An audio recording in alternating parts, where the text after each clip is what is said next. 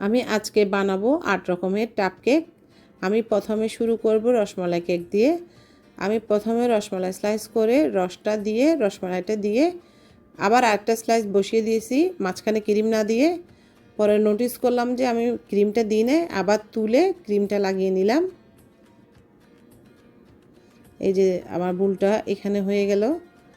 আচ্ছা যাই হোক, যারা আমার পেজ থেকে এখনও রসমালাই টাপ কেকটা অর্ডার করে নেয় অবশ্যই তারা করে নেবেন। আসলে এটা অনেক মজার, আর এখন এটা ট্রেন্ডিং চলতেছে। আর আমি উপরে একটা সুন্দর গানাশ দিয়েছিলাম চকলেটের, এটা খেতে অনেক মজা। এটা আমার একটা আপু বাইরে থেকে অর্ডার করছে 8 রকমের ফ্লেভার। আচ্ছা এখন করতেছি আমি পান্দান কেক। আসলে এটা অনেক মজার, এটার ফ্লেভারটা আমি ডিসক্রাইব করতে পারবো না, তো অনেক মজার। আপনারা যারা এখনও অর্ডার করেন নাই প্লিজ অর্ডার করে নেবেন। আর এটা আমি নর্মাল না, এটা আমি সবসময় সাদা চকলেট দিয়ে করে থাকি, অনেক মজার হয়। আর আপনারা নিজেরাও দেখতে পাচ্ছেন আমি একটু কালার দিয়ে পরে উপরে গানাশটা রেডি করে দিয়েছি। এটার আর কি ডেকোরেশন করব, তাই সাদা কিছু স্প্রিঙ্কেল দিয়ে দিলাম। হয়ে গেল আমার পান্দান কেক।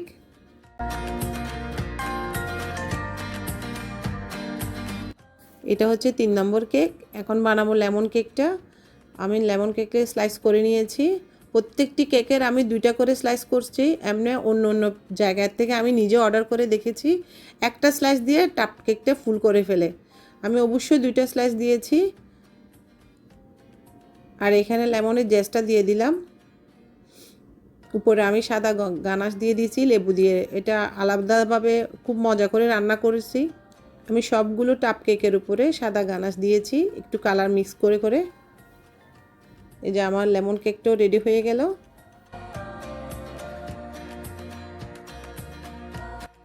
এটা হচ্ছে 4 নম্বর কেক। এটা হচ্ছে অরেঞ্জ কেক। এটাকেও আমি 2টা স্লাইস করে নিয়েছি। প্রত্যেকটি ক্রিম ইমলশন দিয়ে দিয়ে সেম কালারে করে নিয়েছি।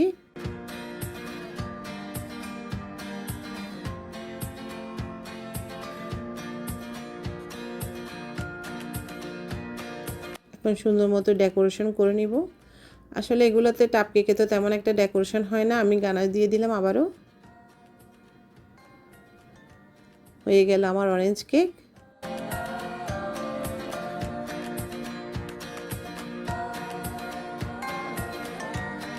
এটা তো কিছু স্প্রিঙ্কেল দিয়েছি আর কিছু উপরে ট্যাং দিয়েছি মজার জন্য। সাদা একটা চেরি দিয়ে রেখে দিব। এটা হচ্ছে 5 নম্বর কেক। এটা পুডিং কেক। আমি পুডিংটা একদিন আগে বানিয়ে নিয়েছি। যারা পুডিংয়ের রেসিপিটা দেখেন না, 1 মিনিটের পুডিংয়ের রেসিপি, ওইটা অবশ্যই আমার পেজে আছে, আপনারা দেখে নেবেন। এটা হচ্ছে পুডিং কেক। আর এটা মাশাআল্লাহ অনেক মজার ছিল, অনেক বেশি প্রশংসা পাইছি। যে আমার উপরে পুডিংটা দিয়ে দিব।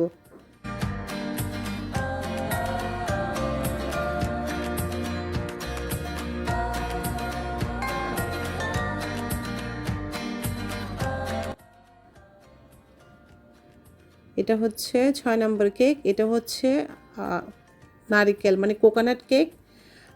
এটা আসলেই নিজের ক্রিয়েশন করছি আমি। এটা অনেক মজার।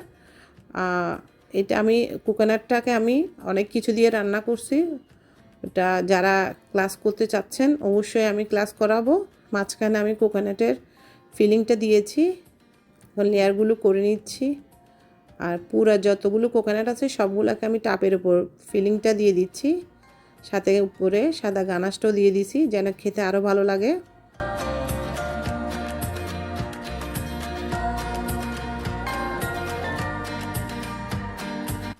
উপরে ডেসিটেড কোকোনাটটা দিয়ে দিব।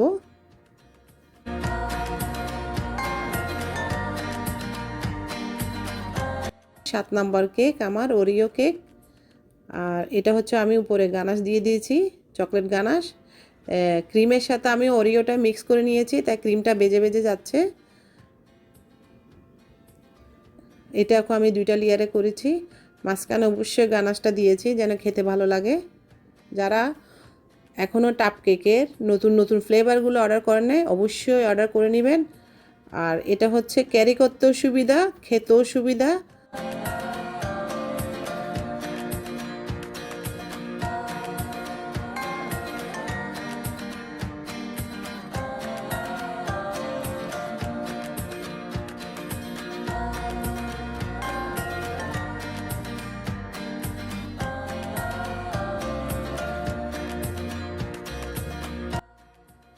এটা হচ্ছে 8 number cake, chocolate overload cake. এটা আমি ক্রিমটা দিয়ে দিয়েছি, সাথে দিব অনেকগুলো চকলেট।